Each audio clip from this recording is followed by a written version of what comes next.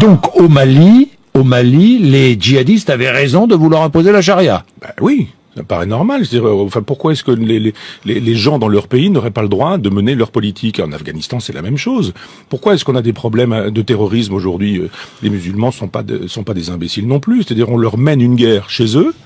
En Afghanistan, par exemple, ou au Mali, on leur rend la vie impossible, on s'en va les massacrer, on les tue par dizaines ou par centaines, et en même temps, on voudrait que ces gens-là soient gentils, etc. Ils sont pas gentils, mais ils ont raison.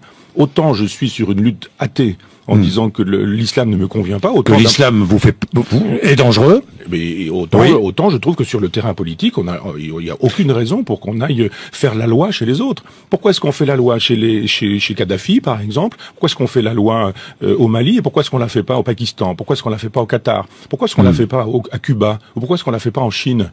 Si vraiment les droits de l'homme nous intéressent, pourquoi est-ce qu'on est spécifiquement au Mali et pas dans des endroits où les droits de l'homme sont bafoués partout? Alors moi je trouve normal qu'au Mali, où il m'est arrivé d'aller, la politique puisse exister. Une politique parce que nous défendons d'autres valeurs que les valeurs défendues par les djihadistes du Sahara. Oui, mais ils sont chez eux. Et on va pas faire la loi chez les musulmans, enfin dans les pays musulmans, que les musulmans fassent leur loi.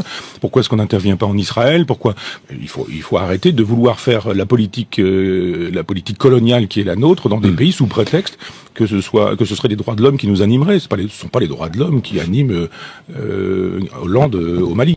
My prophet, my most precious.